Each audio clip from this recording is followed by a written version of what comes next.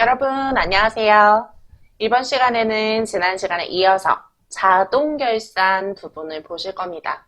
자, 자동결산은 결산자료 입력이라는 메뉴에서, 프로그램 메뉴에서 진행하시는 내용인데요. 자, 먼저 자동결산에서 우리가 진행해야 되는 사항부터 보도록 할게요. 자, 자동결산의 정리사항들을 보시면요. 가장 첫 번째는 매출원가 계산을 위한 기말 재고액 부분입니다. 자, 이때 이 기말 재고액이라는 부분은 어떤 기말 재고액을 뜻하냐면 제품과 상품에 대한 기말 재고액을 말합니다. 자, 우리 전산회계 1급 같은 경우에는 제품에 해당되는 부분, 제조업이 나오기 때문에 제품의 기말 재고액이 많이 반영이 되고요. 그리고 전산회계 2급 같은 경우거나 또는 일부의 경우에는 전산회계 1급에서도 상품의 재고액이 나오는 경우도 있어요. 도소매와 제조업을 겸업하는 경우도 있으니까요. 이렇게 업종에 따라서 다르게 넣어주시게끔 되어 있습니다. 자, 그 다음에는 퇴직급여 충당부채에 대한 추가 설정 부분입니다.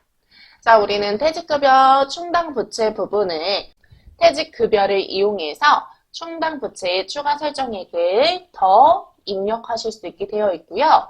그리고 유형자산에 대한 감가상각비 계산. 우리 지지난 수업 시간에, 강의 시간에 말씀드렸었던 고정자산 등록에 등록되어 있는 감가상각비들을 불러오는 과정을 말해요.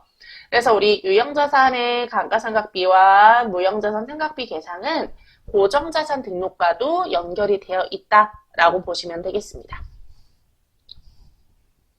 자, 그 다음에 대손충당금의 추가 설정액. 자, 대손충당금에 대한 추가 설정액 부분은요. 우리 대손상각비, 즉 매출채권에 대한 회수 불능 예상액을 설정하는 것이죠. 자, 이때는 우리는 대손충당금 부분을 대손상각비에 입력해서 반영하고 있습니다. 매출채권에 대한 대손충당금은 대손상각비에서 입력하시고요. 만약 매출채권이 아닌 비매출채권에 대한 부분이라면 그때는 기타의 대손상각비를 이용하셔야 합니다. 자, 그리고 마지막으로 법인세 비용의 계산. 우리는 1년 한 기수에 대해서 전부 다 결산을 마무리했다면 법인이 내야 되는 세금, 법인세도 계산을 하셔야겠죠? 그럼 그 계산된 법인세 부분도 바로 이 자동결산, 결산자료 입력 부분에서 입력을 하실 수 있게 되어 있습니다. 자, 이와 같은 정리사항들을 전부 반영을 하셨다면 우리는 결산 자료 입력에 상단에 있는 전표 추가라는 버튼을 반드시 넣어서 우리 지금 입력한 부분을 모두 다 전표로 반영시켜 주셔야 합니다. 자, 그러면 우리 프로그램에서 이 결산 자료 입력이라는 메뉴가 어떻게 나와 있는지를 한번 보도록 하겠습니다. 자, 프로그램 실행하시고요. 프로그램에서 우리 결산재무제표 부분에 있는 결산자료 입력 실행하실게요. 자, 결산자료 입력 부분에서는 우리가 이번 기수에 대한 모든 결산을 하실 거기 때문에 우리 기수는 1월 1일부터 12월 31일이 회계기간이잖아요. 그러니까 1월부터 12월까지로 조회를 한번 해보도록 할게요. 자, 1월부터 12월까지로 조회를 해보니까 자, 순서가 지금 보니까 손익계산서의 순서대로 내려가고 있는 걸 확인하실 수 있습니다. 1번이 매출액, 2번이 매출원가, 3번이 매출총이익, 4번이 판매비와 관리비. 그러면 5번이 영업이익, 6번이 영업의 수익, 영업의 비용, 법인세, 차감전이익, 법인세 등 당기순이익. 거기에 플러스 주당순이익까지 기입할 수 있게 되어 있어요. 자, 이렇게 우린 손익계산서의 기본 틀로 정해져 있는 결산자료 입력에서는 기말 재고액을 넣을 수 있는 부분. 자, 여기에서는 우리 제품이나 상품 외에도 우리가 제품 매출원가를 산출하기 위해서는 원재료가 필요하잖아요. 그래서 원재료에 대한 재고액도 입력할 수 있고요. 그런 원재료에 대한 매출원가. 자, 원재료에 대한 매출원가는 원재료 B라고 불러요, 우리는. 자, 원재료 B 부분에 대해서 노무비와 경비를 합쳤을 때 반영되는 제공품 부분으로, 자, 제공품 부분에서도 기말 제공품 재고액을 입력할 수 있게 되어 있고, 그리고 그로 인해서 우리는 완성품, 단기 제품 제조원가에 대한 기말 제품 재고액을 반영할 수 있게 되어 있습니다. 자, 그럼 우리는 지금 제조업이기 때문에 상품에 대한 매출원가는 나타나지 않는 거예요. 자, 이러한 형식으로 기말 재고액들을 입력하실 수 있고, 그리고 각각에 대해서 우린 제조 경비 부분은 우리 제품 매출원가의 하단에 있는 7번 경비 부분에서 반영을 하실 수 있고요. 그리고 판매비와 관리비 800번대 경비는 4번, 큰 4번에서 입력을 하실 수 있게 되어 있습니다. 자, 이 큰 4번 부분을 보시면요. 여기에 퇴직급여 1200이라는 부분에서 우리는 퇴직급여 충당부채를 반영하실 수 있는 거고요. 감가상각비라고 되어 있는 부분에서 유형자산의 감가상각비 반영하실 수 있고, 자, 무형자산은 여기 6번에 있고요. 그리고 5번 대손상각 부분에서는 매출채권에 대한 것만 여기서 반영하시는 거예요. 자, 만약 매출채권이 아닌 그 외의 것에 대해서 우리 대손충당금을 설정하고자 한다면 그때는 영업의 비용에서 설정을 해주셔야 합니다. 자, 그래서 기본적인 사항들을 일단은 보셨고요. 자, 이러한 내용들을 가지고 우리 한번 직접 적용을 한번 해보도록 할 텐데, 자, 입력을 하실 때는요, 항상 우리는 결산 반영 금액 부분에서 반영을 하도록 되어 있습니다. 그래서 여기에서 입력을 해주실 거고요. 입력을 전부 다 하신 후에는 상단에 있는 전표 추가 버튼을 눌러서 반영을 반드시 해주셔야 합니다. 자, 그러면 우리 교재에 있는 실무 문제를 보고 한번 결산 분계를 반영하도록 하겠습니다. 자, 결산 분계하기 1번. 매장에 대한 임차료 중에 성급분 10만 원이 포함되어 있다. 자, 여러분, 우리 임차료 중에 성급분이 10만 원이 포함되어 있대요. 이거 수동 결산할 때 보셨던 손익에 대한 이연 부분이죠? 자, 이연 중에서도 비용의 이연에 해당되는 부분입니다. 그러면 이 부분은 우리 결산자료 입력이 아니라 일반 전표 입력에서 보셔야 되겠죠? 자, 일반 전표 입력에서 보셔야 되는 내용이고요. 여기에서 날짜는 우리 결산하고 있으니까 기말자로, 자, 12월 31일자로 차변에 우리가 지금 성급분으로 남아있다는 건 내년 거야 라는 뜻이 됐죠? 그래서 내년에 해당되는 거는 자산으로 처리해 주셔야 된다고 했어요. 선급 비용 10만 원. 자, 그리고 대변에는 뭐가 와요? 임차료라는 비용이 발생하게 됩니다. 자, 이때 우리 매장에 대한 임차료니까요. 800번대 임차료로 넣어주시면 되겠습니다. 자, 2번 문제 보세요. 2번 문제 보시면 공장에서 사용하는 소모품을 조사한 결과 5만 원이 미사용되었다. 단 회사는 소모품 구입 시에 비용으로 처리했다고 합니다. 그러면 우리 비용, 소모품 B로 처리했던 소모품 내용 중에서 5만 원만큼만 소모품이라는 자산으로 증가시켜 주시면 되는 내용이죠. 자, 그러면 이때 분계는요. 차변에 뭐가 옵니까? 소모품이라는 자산이 와야 되겠죠. 자, 자산이 5만 원만큼 증가하고 또 대변에는 우리 비용을 소멸시켜 주셔야 되는 거죠. 소모품 B라는 비용을 소멸시켜 주는 겁니다. 우리가 공장에서 사용하는 거니까 500번대로 사용하던 소모품비를 소멸시켜주면 되겠습니다. 3번, 결산이 현재 단기매매증권 장부가액 500만원짜리의 단기매매증권이 공정가치가 520만원으로 평가가 되었다고 합니다. 자, 그러면은 우리 단기매매증권에 대해서 가치가 20만원만큼 늘었다는 얘기죠. 그러면은 단기매매증권은 그만큼 증가시켜 주셔야 되는 거고, 그에 대해서는 우리가 득본 거니까 이익으로 처리하시면 되는 거잖아요. 자, 근데 단기 투자 자산 평가이익이라는 계정을 단기매매증권 평가이익 계정으로 수정해서 사용하래요. 그럼 우리는 분계 처리를 하기 전에 먼저 잠깐 다 닫으시고 계정 과목 및 적요 등록을 실행하신 다음에, 자, 여기에서 영업의 수익이죠. 영업의 수익 부분에 있는 단기 투자자산 평가이익을 찾으려고 했더니 이미 우리는 단기매매증권 평가이익으로 바뀌어 있죠. 자, 그러면 우린 바꿀 필요가 없다는 얘기입니다. 그러면은 그대로 그냥 다시 종료하시고 일반 전표 다시 실행. 다음 12월 31일 날, 자, 차변에는 뭐가 옵니까? 단기 매매증권이 와야 되겠죠? 자, 단기 매매증권 얼마요? 자, 우리 늘어난 만큼만 써주는 거예요. 20만원.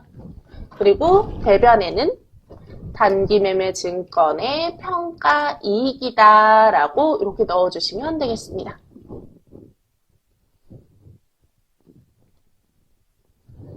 자, 다음 4번 문제 보세요.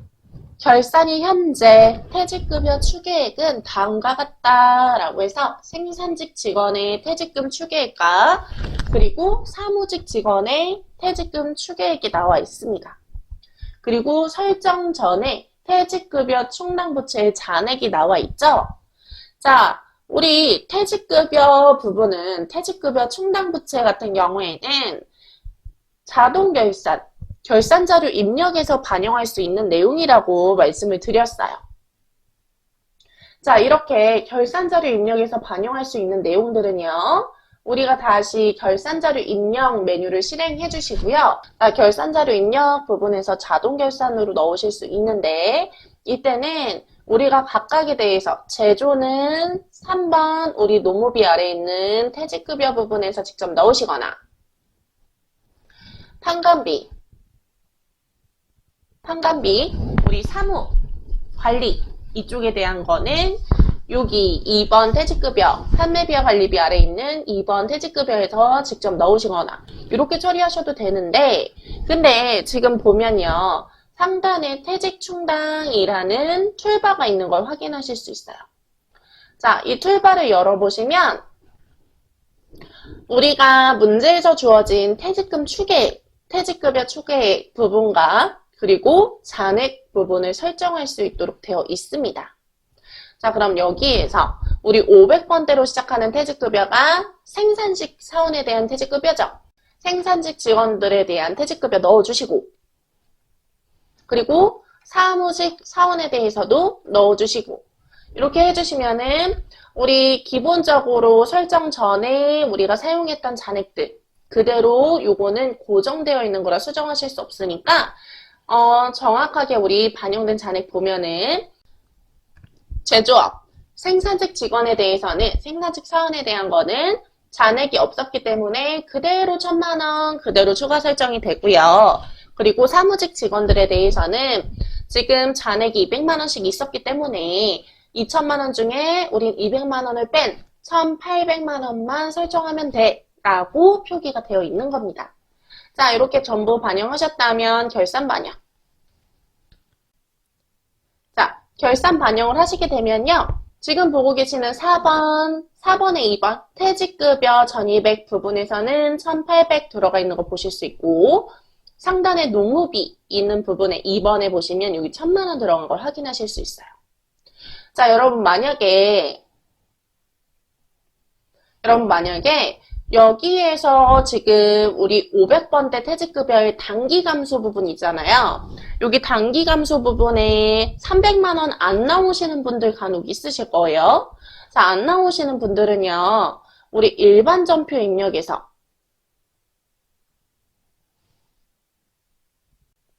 자, 일반 전표 입력에서요. 9월 15일자 한번 보세요. 자, 9월 15일에 보시면은 여기 퇴직급여 충당부채에 대한 설정 부분이 나오는데요. 자, 이 설정 부분에서 이 퇴직급여 충당부채 옆에 적요 보이시죠, 여러분? 이 적요 부분을 보시면 하단에 이제 적요 내용을 보시면 퇴직 시에 우리 퇴직급여 충당부채를 상계하고 싶다. 즉 퇴직급여 부분에다가 연결해서 표현하고 싶다라고 한다면 이때는 반드시 요 옆에 있는 이거 판관비로 상계할 거야 아니면 제조비로 상계할 거야 라는 요 표현을 반드시 연결을 해주셔야 합니다. 만약에 우리 여기 표시가 안 돼 있잖아요. 여기에 표시가 안 돼 있으면 단기 감소분의 금액이 안 나와요, 여러분. 단기 감소분의 금액이 안 나오니까 요거 주의해서 보셔야 합니다. 아마 여러분 이렇게 단기 감소분 안 보이시는 분들 분명 있으실 것 같아서 제가 예전에 입력했던 부분 다시 한번 보여드렸어요. 자, 그 다음에 5번 유무형 자산에 대한 감가상각비는 고정자산 등록 메뉴에 입력된 자료를 조회하여 계상하시오 라고 되어 있습니다. 자, 여러분 이렇게 고정자산 등록에 있는 데이터를 끌어와서 반영을 할 때는요. 상단에 있는 감가상각이라는 툴바 반영하셔서요. 자, 이렇게 조회하시면 우리 지지난 시간에 입력했던 고정자산 등록에서 등록되어 있는 경비 구분별로 유형자산과 무형자산에 대한 감가상각비가 나타나는 걸 보실 수 있어요. 자, 그래서 제조에서 들어가야 되는 감가상각비는 지금 1,400 정도가 나오고요. 그리고 판관비로 들어가야 되는 부분은 1,100 정도가 나오고 있네요. 자, 그럼 요거 한번 반영해 볼게요. 자, 이렇게 반영하시면요. 제조에 들어가는 우리 감가상각비는 경비 하단에 있는 일반 상각비의 각 계정별로 들어가게 되고요. 자, 그리고 판매비와 관리비에 들어가 있는 감가상각비는요. 무형자산도 같이 있었기 때문에 무형자산에도 들어가고 유형자산에서도 각각 들어가져 있는 걸 보실 수 있습니다. 자, 그래서 결산자료 입력에서는 우리가 먼저 입력한 데이터가 잘못 넣진 않았는지를 꼭 확인을 해주셔야 돼요. 자, 꼭 확인을 해주셔야 되고 우리는 특히나 경비 구분, 자, 경비 부분을 다시 한번 확인을 해주셔야 합니다.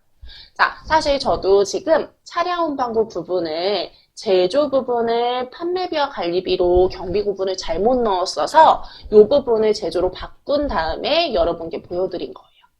그러니까 요거 다시 한번 체크해 주세요.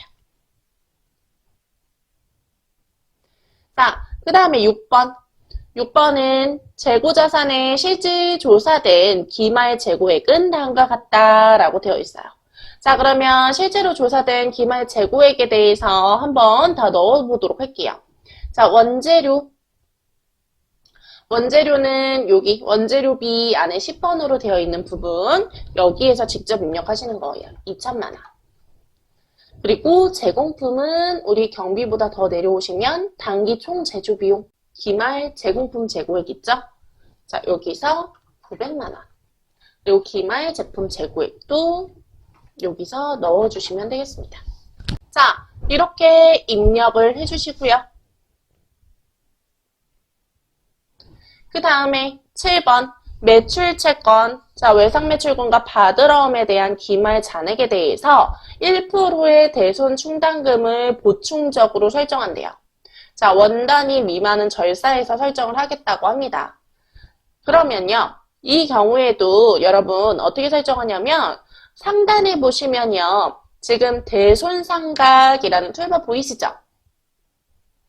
자, 이 대손상각이라는 툴바에서 보셨을 때 일단 대손율을 1%로 설정을 해주시고요.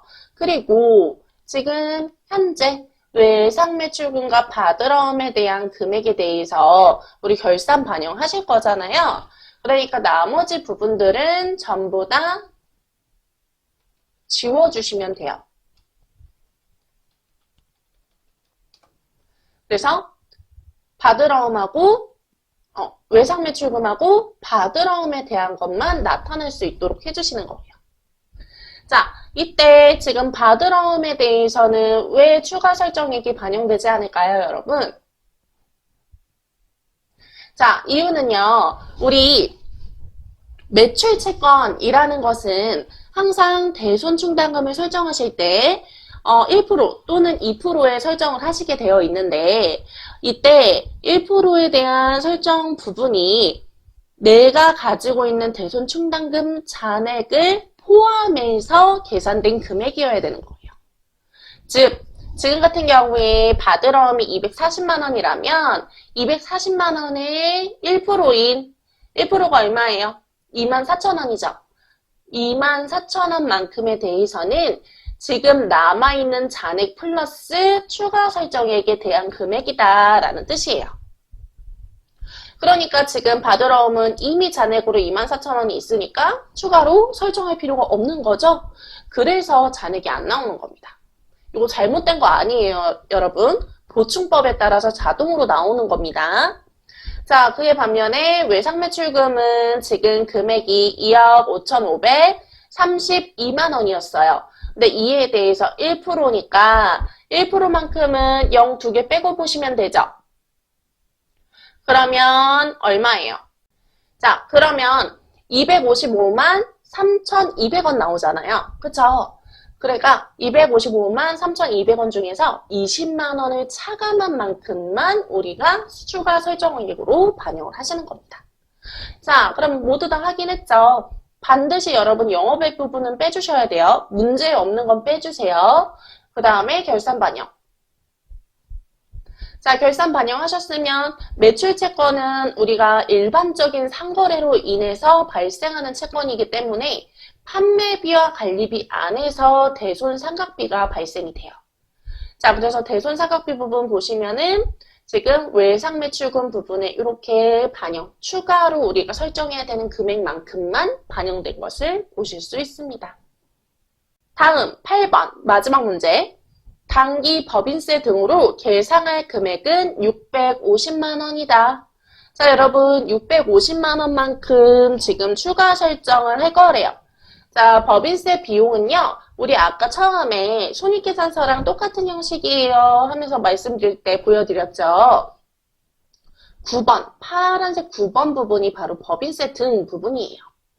자, 여기에서 우리는 추가 계상액 부분에다가 금액을 650만 원만큼 넣어주시면 되겠습니다. 그러면 법인세 등으로 반영이 되면서 최종적인 단기 순이익을 산출하실 수 있게 나타납니다.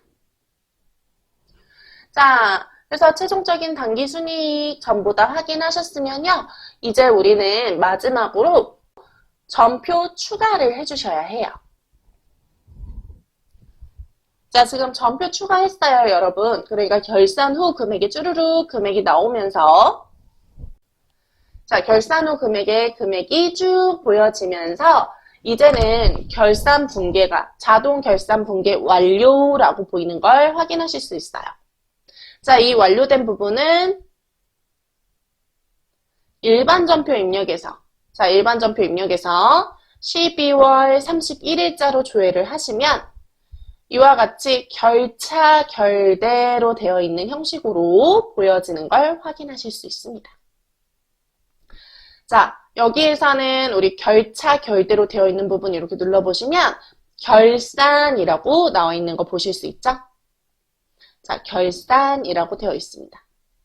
자, 이렇게 결산에서 반영한 전표들은요, 원칙적으로는 우리 결산자료 입력 부분에서만 삭제를 하실 수 있게 되어 있어요.